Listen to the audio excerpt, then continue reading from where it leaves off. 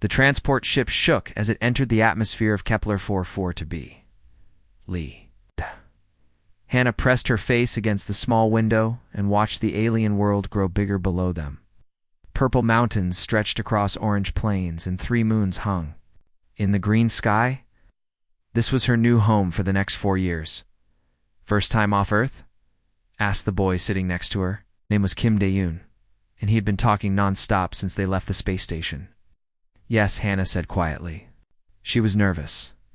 Only 3 groups of humans had ever been accepted into the Galactic Defense Academy. Most alien species thought humans were too weak, too soft. They had to prove themselves every single day. The academy was huge. Tall silver towers reached toward the sky, connected by bridges that seemed to float in the air. Students from dozens of different species walked through the courtyards. Some looked almost human, while others had tentacles, extra arms, or scales instead of skin. Welcome to hell, said a tall alien with blue skin and 4 eyes. His name was Instructor Vextel, and he was their orientation guide. Half of you will quit in the first month. The other half will wish they had. Hannah's dormitory was small but clean. She shared it with 2 other students, a human girl named Park Sumi and a reptilian alien called Thresh. Thresh barely spoke, but Park Sumi was friendly and helped Hannah unpack her few belongings. The first week is always the hardest, Sumi said. Just keep your head down and don't draw attention to yourself. Some of the alien instructors are looking for reasons to kick humans out. The next morning, Hannah's first class was basic combat theory. The instructor, a massive creature covered in spikes, made them run laps around the training ground while carrying heavy packs. Several students collapsed, but Hannah forced herself to keep going. Her legs burned and her lungs felt like fire. But she would not give up. Not bad for a human, the instructor growled when she finished. It was the closest thing to praise she had heard all day. Her second class was Xenobiology, the study of alien life forms. Dr. Choi Won-ho, one of the few human professors at the academy, taught this class. He was a kind man with gentle eyes who seemed to understand how difficult it was for human students. Today we will observe some of the galaxy's most dangerous predators, he announced. They are safely contained behind energy barriers. But you must never forget, these creatures can kill a trained warrior in seconds. The observation room was dark, except for the glowing displays. Each contained a different alien creature. Hannah saw things that looked like living shadows, others that seemed to be made of electricity, and some that defied all description. This is a shadow maw, Dr. Choi said, pointing to a large cage in the center of the room. Inside was a creature that looked like a cross between a wolf and a dragon. It was as big as a horse, with black fur that seemed to absorb light. Its eyes glowed red in the darkness, and when it moved, Hannah could see muscles rippling under its skin. They come from the void between stars, the professor continued. No one knows how they survive in space, but they are perfect hunters. Fast, strong, and incredibly intelligent. The shadow maw paced back and forth in its cage. Something about its movement made Hannah feel sad. It reminded her of the dogs back on Earth when they were locked up for too long. Sir, asked a student with tentacles for arms, why do we study these things? They're just monsters. Because knowledge is power, Dr. Choi replied. The more we understand about these creatures, the better we can defend against them. Kim Dae-yoon raised his hand. Have any of them ever been tamed? Never, the professor said firmly. These are apex predators. They bow to no one, cannot be controlled or reasoned with. They exist only to hunt and kill. Hannah stared at the shadow maw. It had stopped pacing and was looking directly at her. Their eyes met through the energy barrier, and for a moment she felt something strange. It was like hearing a whisper in another language. She could not understand the words, but she could feel the emotion behind them. The creature was not angry or violent. It was lonely. Suddenly, the lights went out. Emergency alarms began blaring throughout the academy. Red warning lights bathed everything in an eerie glow. System failure in the containment lab, came a voice over the speakers. All students evacuate. Immediately, panic filled the room. Students pushed toward the exits, shouting in a dozen different languages. In the chaos, Hannah heard a sound that made her blood run cold, the hum of energy barriers shutting down. The cages are opening. Someone screamed. Most of the smaller creatures fled toward the air vents, but the shadow moth stood perfectly still. It looked around the room with intelligent eyes, taking in the panicking students. Then it began to move. "Run!" Dr. Choi shouted. Everyone run! The students fled toward the exit, but the shadow maw was faster. It leaped across the room in a single bound, landing between them and the door. Several students fell to the floor in terror. Kim Dae-yoon grabbed Hannah's arm. "We have to go now." But Hannah could not move. The shadow maw was looking at her again, and that strange feeling was back. Stronger this time. She could feel its emotions as clearly as her own confusion, fear, and underneath it all, a deep, aching loneliness. Hannah Daeun pulled harder on her arm. "What are you doing?" The shadow maw took a step toward them. Students screamed and pressed themselves against the walls. The creature was magnificent and terrifying, its red eyes glowing in the darkness. But Hannah was not afraid. She pulled free from Daeun's grip and walked toward the creature. Everyone in the room fell silent, watching in horror as the small human girl approached the apex predator. "Hannah, no," Dr. Choi whispered. The shadow maw stopped, moving, its massive head tilted to one side, studying her. They were only a few feet apart now. Hannah could see her reflection in its red eyes. Slowly, she reached out with her hand. The creature leaned forward and sniffed her fingers. Then, to everyone's amazement, it lay down on the floor and rolled onto its side. A deep rumbling sound filled the room. The shadow maw was purring. Hannah knelt beside the creature and placed her hand on its head. The purring grew louder. She could feel its contentment, its relief at finally finding someone who understood. "Impossible," Dr. Choi breathed. The main door burst open and security guards rushed in, carrying energy weapons. Commander Park Jin-ho, the head of Human Student Affairs, was with them. He stopped short when he saw Hannah sitting calmly beside the massive predator. "What in the 7HELLs? ... He muttered. The shadow maw looked up at the armed guards and growled, low in its throat. But when Hannah placed her hand on its head again, it relaxed. "It's okay," she said softly. "It won't hurt you." Commander Park approached slowly, his weapon lowered. "Miss Lee, can you hear me? Are you injured?" "I'm fine," Hannah replied. "And so is he. He's just scared and lonely." The commander looked at the creature with new eyes. "You can tell it's gender. Yes, and he's not dangerous. He was just trying to find a way home." The security team exchanged glances. No one knew what to do.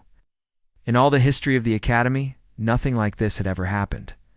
Kim Dae-yeon stepped forward cautiously. "Hannah, how are you doing that?" She looked up at her friend, then at the faces staring at her from around the room. She had no idea how to explain what she was feeling. The connection with the shadow maw was unlike anything she had ever experienced. "I don't know," she said honestly. "I just ... I can feel what he feels. And he's not a monster. He's just lost." The shadow maw made a soft, whining sound and nuzzled against her hand. For the first time in years, it felt safe. Commander Park spoke into his communicator. "This is Park. We need Dr. Choi and the xenobiology team in Lab 7 immediately. And get me a direct line to Admiral Veltron. We may have a situation here." Yes. The room slowly emptied. Hannah remained with the shadow maw. She did not understand what had happened to her, but she knew that everything had changed. She was no longer just another human recruit trying to prove herself. She was something new. 3 days had passed since the incident in the xenobiology lab. Hannah sat in a small white room, answering the same questions over and over again. Different doctors and scientists came to study her, but none of them could explain what had happened. "Tell me again about the moment you first touched the shadow maw," said Dr. Choi Won-ho. He had been the kindest of all the people questioning her. "What exactly did you feel?" Hannah closed her eyes and tried to remember.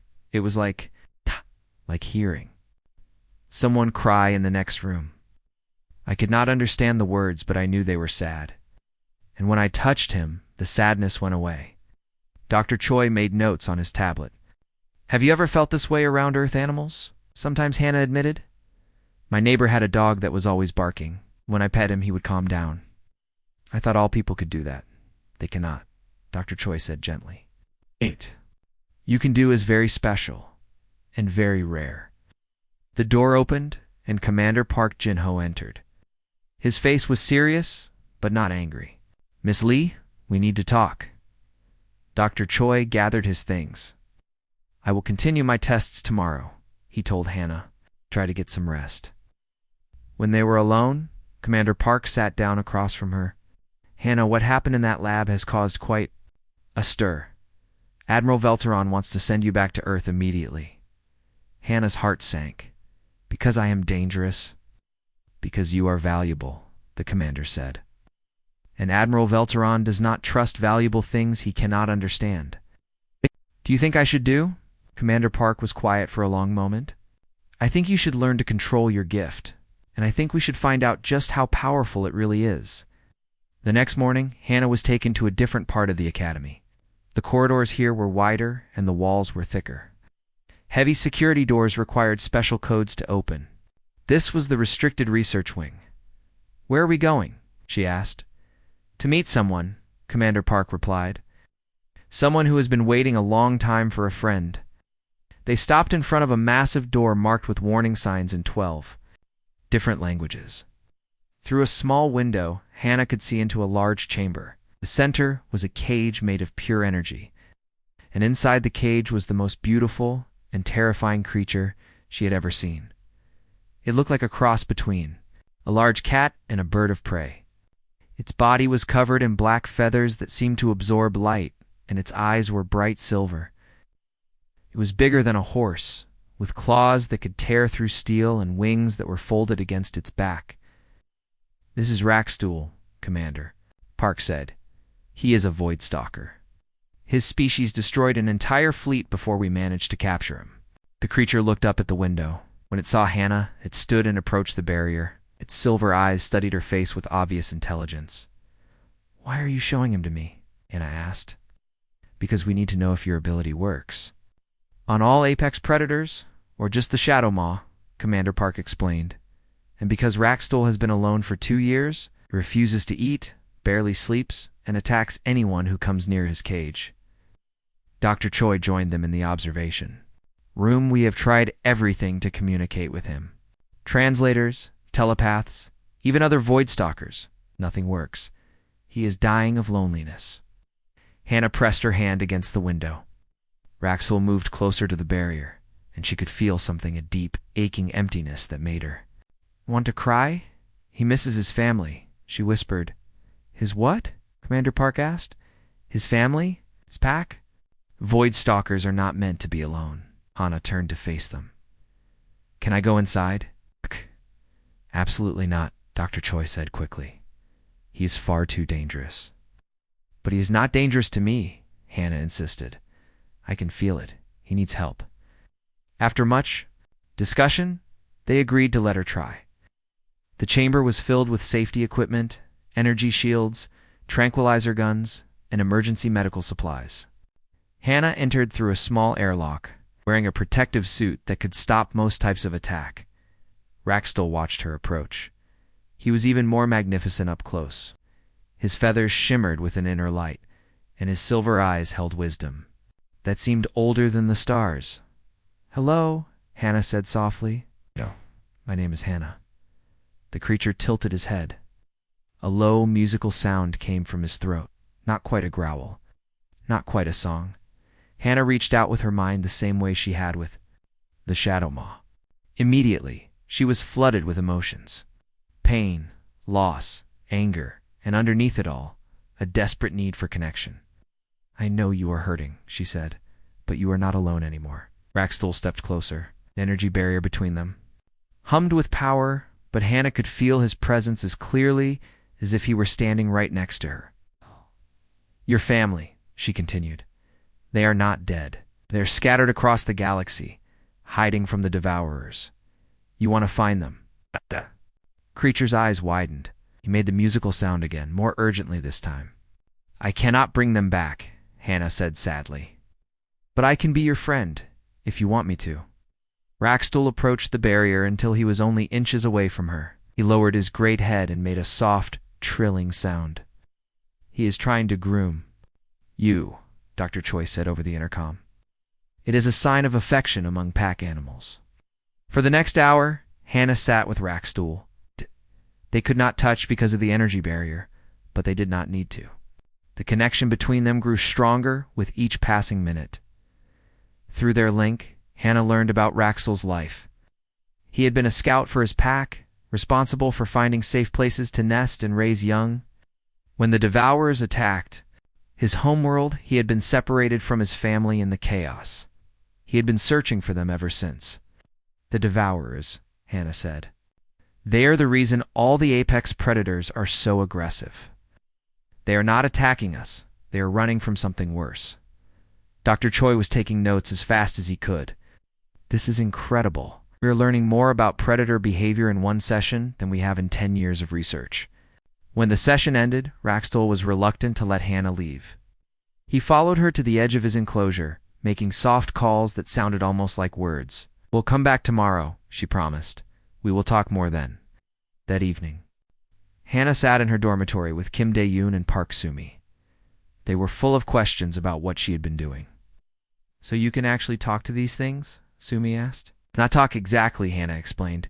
It is more like feeling what they feel, understanding their emotions.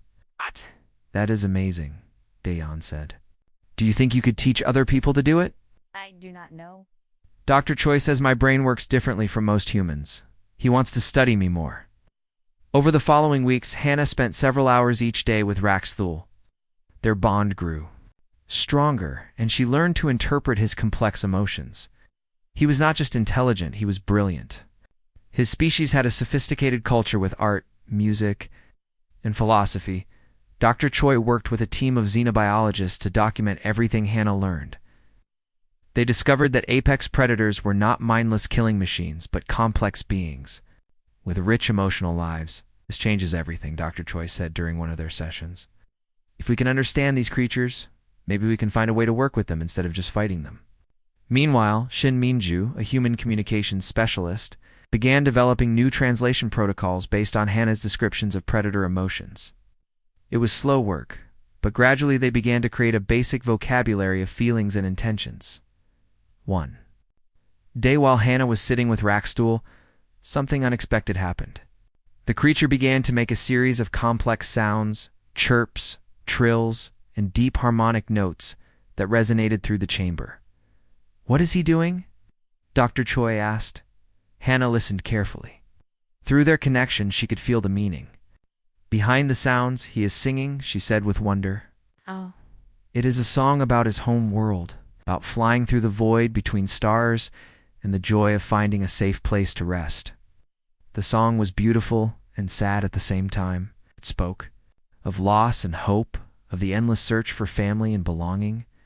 When it ended, both Hannah and Rackstool had tears in their eyes.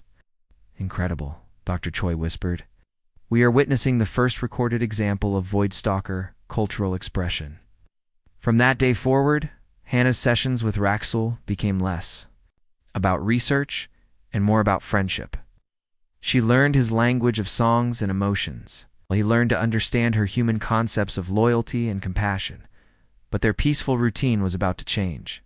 Admiral Velteron had been watching the research with growing interest.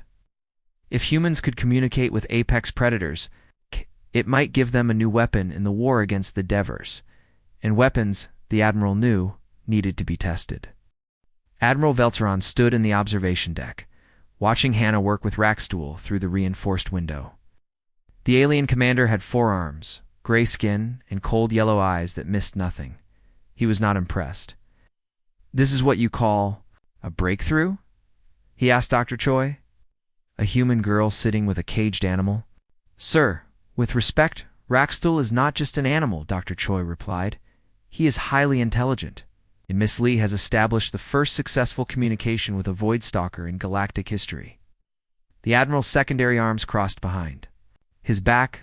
Communication is useless unless it serves a purpose. Can she make the creature fight for us? That is not what this research is about, Dr. Choi said carefully.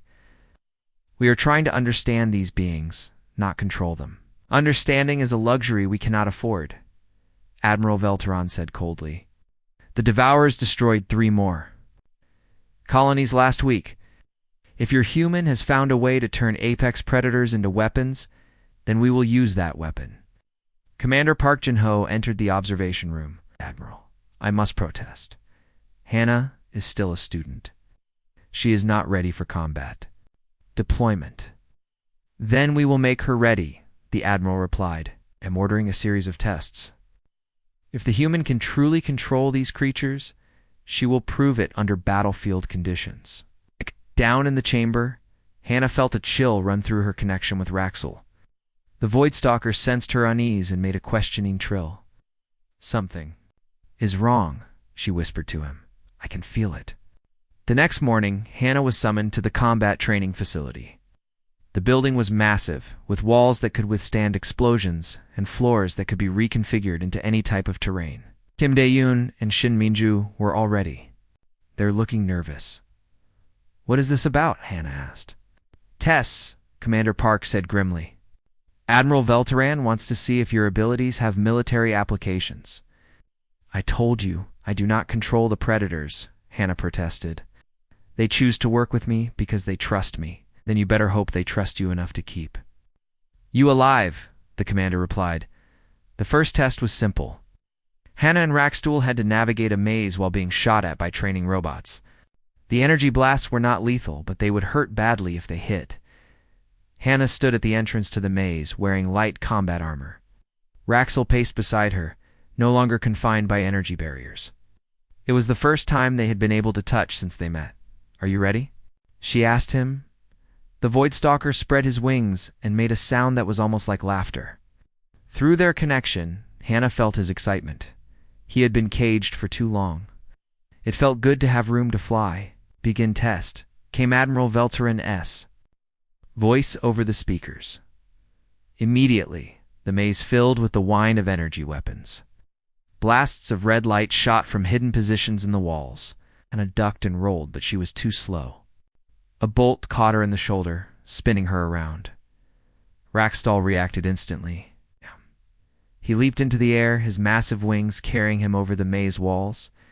From above, he could see the robot positions and relay the information to Hannah through their mental link. 3 robots on the left, she said to herself, feeling his guidance. 2 more around the corner. Working together, they moved through the maze like dancers.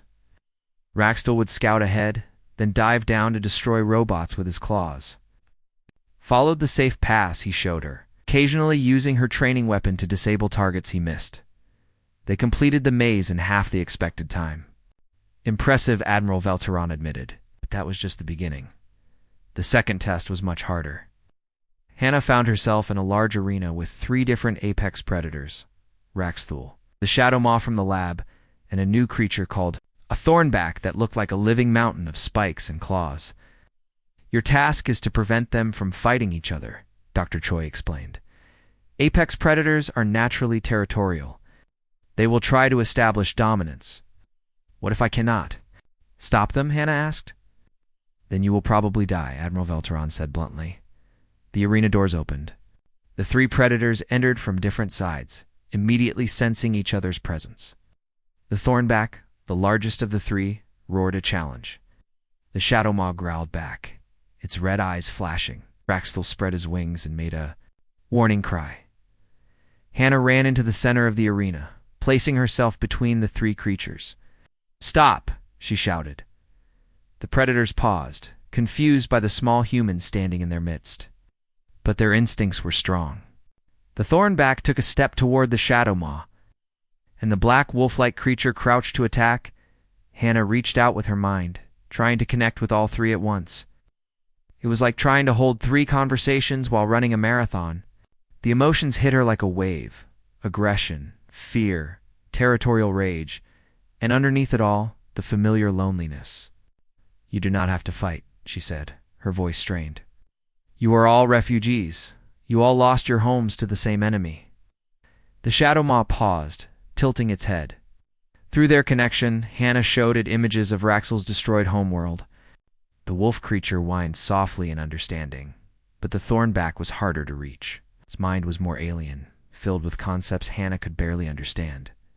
It saw the world in terms of territory and dominance. To it, the other predators were intruders who needed to be driven away.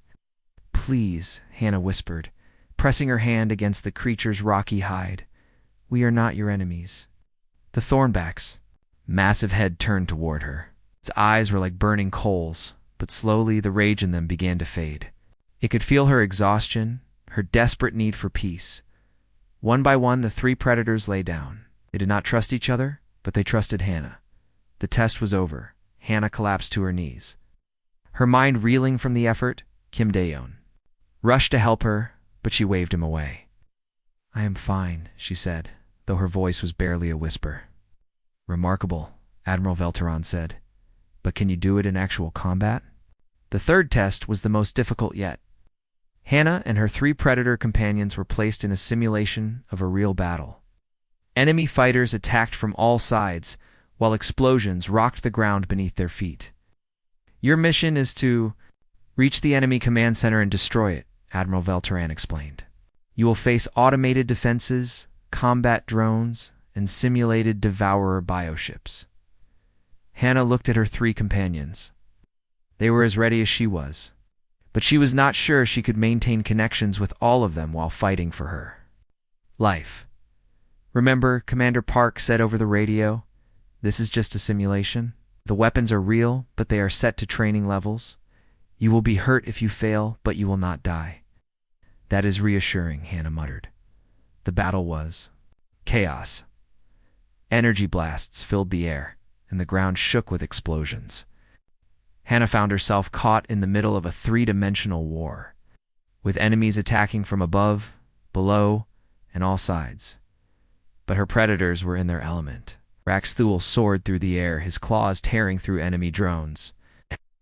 Shadow Maw moved like liquid darkness, appearing and disappearing among the enemy ranks. The Thornback was an unstoppable force, smashing through barriers and defensive positions.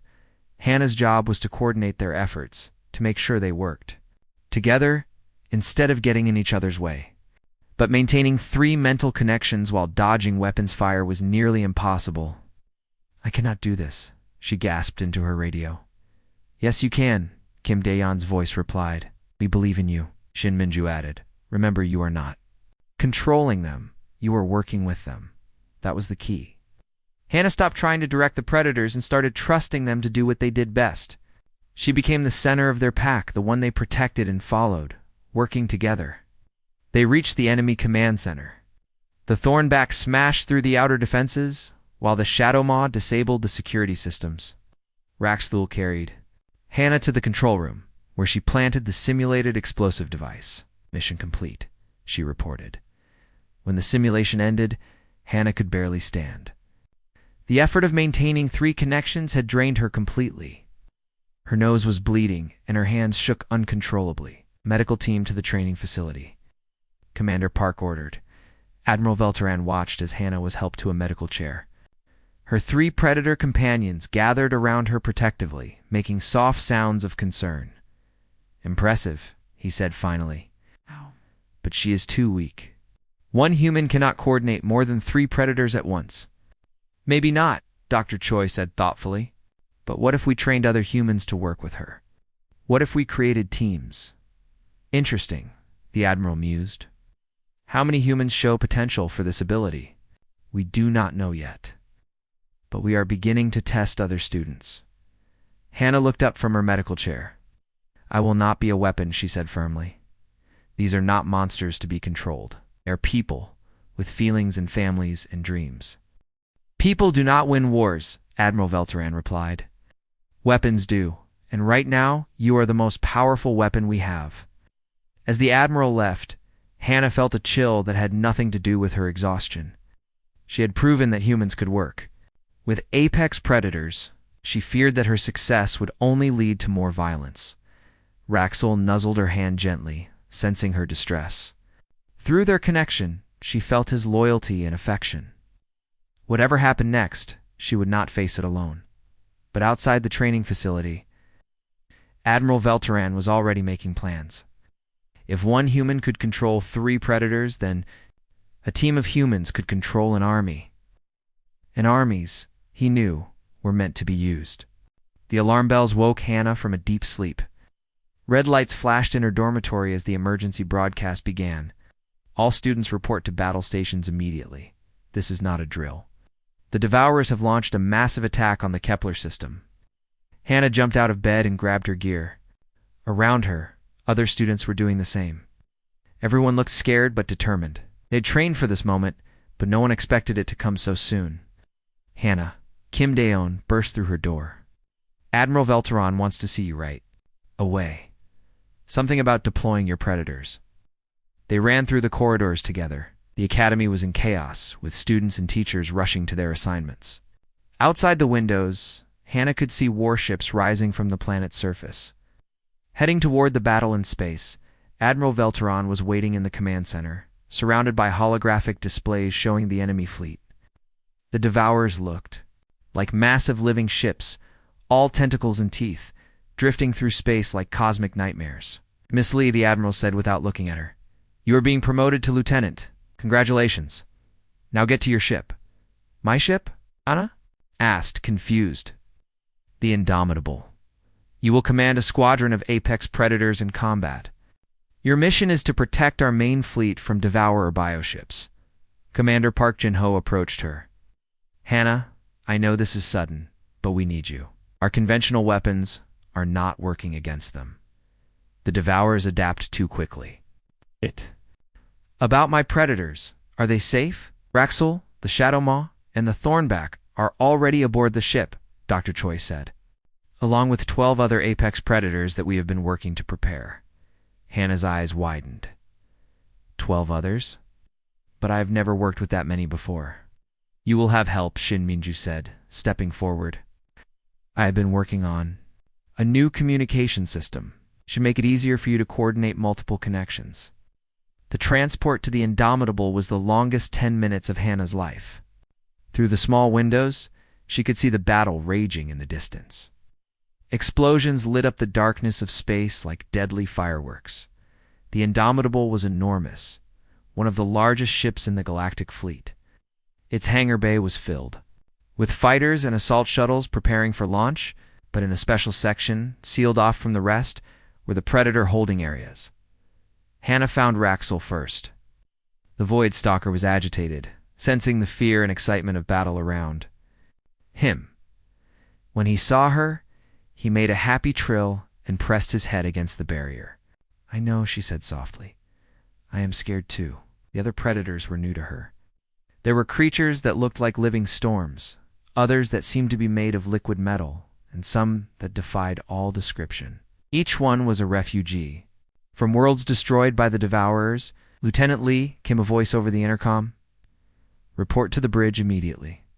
The enemy is approaching fast." On the bridge, Hannah was given a special chair surrounded by monitoring equipment. Shin Minju's new communication system looked like a helmet covered in wires and blinking lights. "This will amplify your natural abilities," Shin Minju explained. "But it will also put more strain on your mind. Are you ready?" Hannah nodded and put on the helmet. Immediately, she could feel all 15 predators at once. Their emotions flooded through her: excitement, fear, anger, and the desire to fight back against their ancient enemy. "Enemy contact in 30 seconds, ship's captain announced. Through the ship's cameras, Hannah watched the Devourer fleet approach. The bioships were even more horrible than she had imagined. They moved like living things, writhing and pulsing as they came closer. "Launch Predator Squadron," Admiral Velteran ordered from the fleet command ship. The hangar bay doors opened, and Hannah's predators flew out into space. She watched through their eyes as they approached the enemy. The feeling was incredible and terrifying at the same time. "Target the small ships first," she told them through her mental link. "Stay together." But her predators had their own ideas. The moment they saw the Devourers, rage filled their minds. These were the creatures that had destroyed their homes and killed their families. They scattered in all directions, each seeking revenge. "No," Hannah shouted. "Stay in formation." It was too late. The predators attacked the bioships with fury, but without coordination. The Devourers swarmed them, and several predators were caught. In energy nets, Hannah felt their pain as they were dragged toward the enemy ships. Pull them back, Commander Park ordered. I cannot, Hana replied, her voice strained. They are too angry. They want revenge more than they want to live. The first battle was a disaster. 3 predators were captured, and 2 more were badly injured. The remaining predators limped back to the ship. Her spirits broken, Hana collapsed in her chair, blood running from her nose. The helmet felt like it weighed 1,000 pounds. This is not working, Dr. Choi said, checking her vital signs. The emotional connection is too strong. She's feeling everything they feel. Then we will make it work, Admiral Velteron said. Coldly modify the equipment. Find a way to dampen the emotional feedback. Over the next day, while the fleet regrouped, Shin Minju worked frantically to improve the communication system. She added filters that would reduce the emotional intensity while maintaining the tactical connection. This might help, she said, showing Hana the new helmet, but I cannot promise it will be easy. Nothing about this is easy, Hana replied. Daeon sat with her in the Predator Bay, watching her work with the surviving creatures. You do not have to do this, he said. No one expects you to risk your life for a war you did not start. But I do have to, Hana said sadly. These predators trust me. If I abandon them now, they will die alone and afraid. The second battle came 2 days later. This time, Hana was better prepared. She spent hours before the fight connecting with each predator individually, helping them understand the importance of working together. Remember, she told them, revenge means nothing if we all die. We fight smart, not angry. When the battle began, the predators stayed in formation. They moved like a pack, covering each other and following Hana's tactical guidance. The new communication system worked better, allowing her to coordinate their efforts without being overwhelmed by their emotions. The battle was still difficult. The Devourers were learning to counter the predator attacks, using new tactics and weapons. But this time, Hana's squadron achieved their objectives.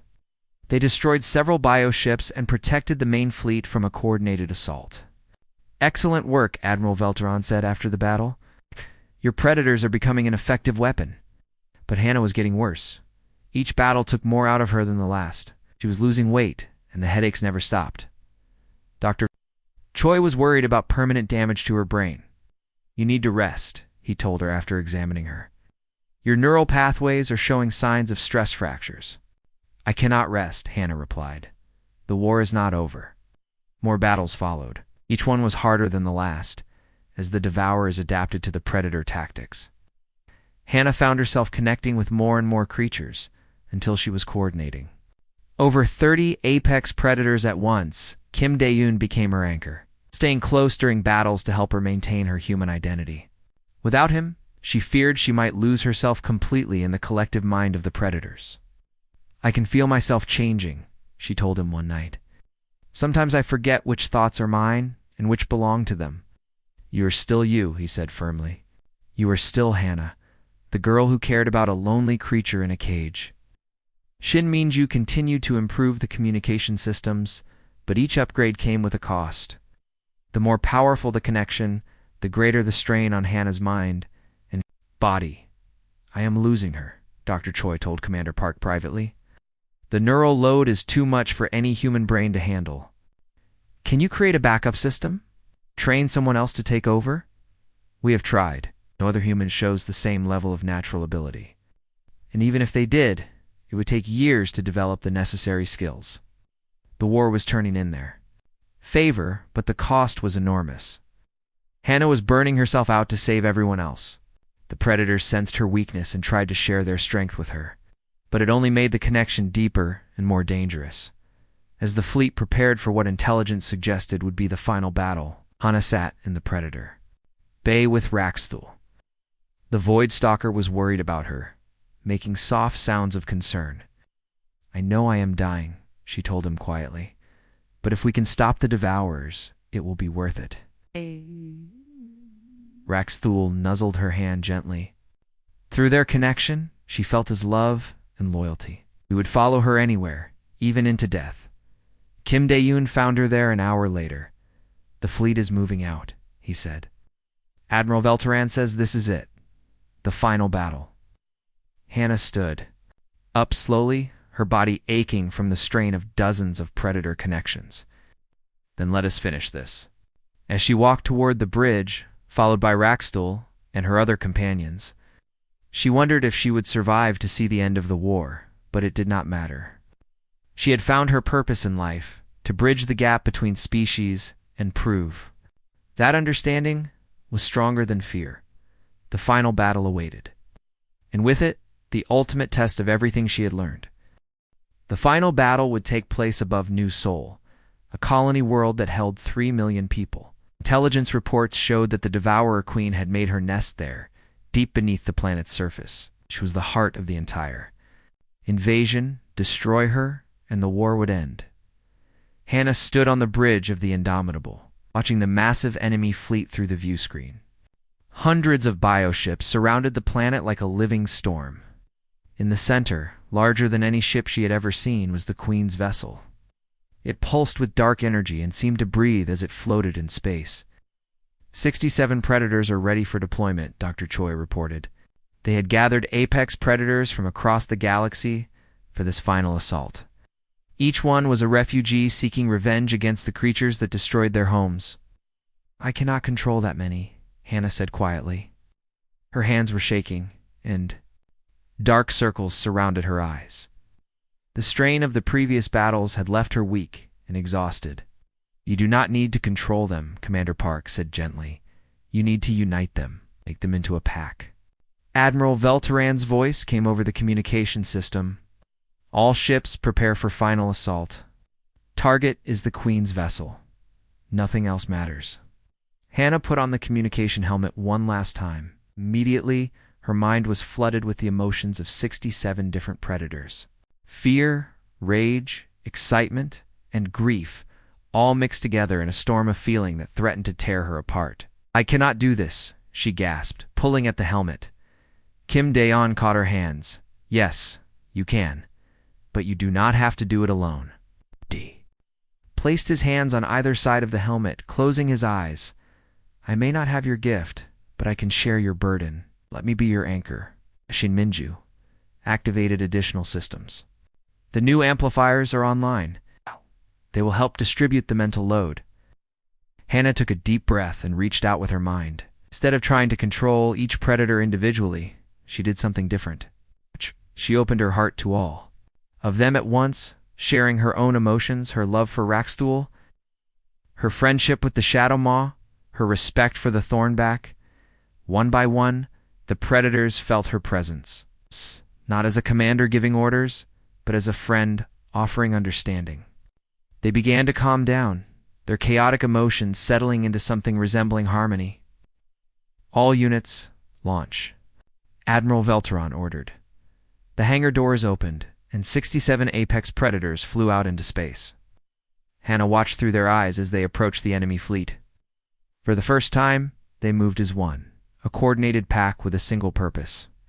Beautiful, Dr. Choi whispered, watching the display screens. The Devourer ships immediately swarmed to meet them. Energy weapons filled the space between the fleets with deadly light. The predators were ready. They moved like dancers, each one covering the others, working together in ways they had never done before. Raxtul led the aerial fighters, his silver wings cutting through enemy fire. The Shadow Maw coordinated the stealth attacks, appearing and disappearing among the bioships. The Thornback smashed through enemy formations with unstoppable force. They are magnificent, Commander Park said with wonder. But the Queen's vessel was protected by layers of smaller ships. Every time the predators got close, they were driven back by overwhelming numbers. The battle was turning into a stalemate. We need to get to the Queen herself, Hannah said through gritted teeth. But there are too many defenders. That was when she felt it, a presence in her mind that was not one of her predators. Something vast and alien and hungry. The Devourer Queen was trying to reach her, to understand how she controlled the apex predators. She is in my head, Hannah said, panic rising in her voice. Block her out, Kim Daeon urged. I cannot. She is too strong. The Queen's mental touch was like ice water in Hannah's veins. She could feel the alien intelligence probing her thoughts, learning about her connection to the predators. But something unexpected happened. The queen's own emotions began to leak through the connection. Loneliness. Terrible, crushing loneliness. She is alone, Hannah whispered in shock. The queen is completely alone. What do you mean? Dr. Choi asked. She controls her swarm, but she cannot connect with them. She cannot feel what they feel. She has been alone for thousands of years.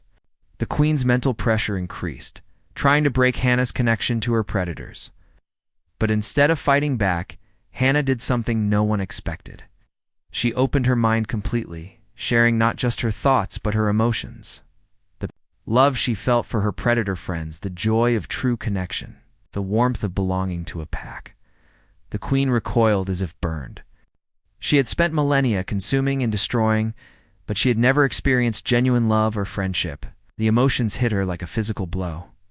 Now, Hannah shouted to her predators. While she is distracted, the entire pack moved as one, breaking through the defensive lines. They surrounded the queen's vessel, and for the first time in the war, the massive bioship was vulnerable. But Hannah was paying a terrible price. Maintaining connections with 67 predators while mentally wrestling with the queen was destroying. Her blood ran from her nose and ears, and her body convulsed with each mental assault. Hannah. Kim Dae-yoon held her steady, his own strength flowing into her through their physical connection. "Do not let go," she gasped. "If I lose myself, bring me back." The queen fought desperately, sending wave after wave of mental energy against Hannah. But each attack only revealed more of her own inner emptiness. She was powerful but broken, a creature that had forgotten how to feel anything except hunger. "You do not have to be alone," Hannah said, her voice barely a whisper. "You can choose to stop." For a moment, the queen hesitated. In that instant of uncertainty, the predators struck. They did not destroy the bioship instead. They severed the neural connections that linked the queen to her swarm. Without their leader's control, the devourer ships stopped fighting. They drifted in space like lost children, no longer knowing what to do. The war was over. Hannah collapsed in her chair, unconscious. The communication helmet sparked and went dark, overloaded by the massive mental energies it had channeled. Kim Dae-yeon caught her as she fell, checking for signs of life. "She is alive," Dr. Choi said after a quick examination. "But her neural pathways are severely damaged. I do not know if she will ever be the same." In the days that followed, the galaxy began to heal. The devourer swarms, without their queen's guidance, scattered to empty regions of space. Some settled on uninhabited worlds and began to change, becoming something new and less destructive. The apex predators, their enemy defeated, faced a choice. They could return to their scattered lives as refugees, or they could stay together as the pack Hannah had helped them become. Most chose to stay. 6 months later, Hannah woke up in a medical facility on Earth. Her body was weak, and her memories were fuzzy, but she was alive. Kim Dae-yeon was sitting beside her bed, reading a book. "How long was I asleep?" she asked. 6 months, he replied with a smile. "You missed the victory celebration? Did we win?" "Yes, the war is over. And you are a hero." Hannah tried to sit up, wincing at the effort. "What about my predators? Are they safe?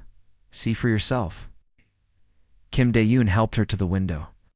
Outside in a large enclosure, she could see familiar shapes moving in the sunlight.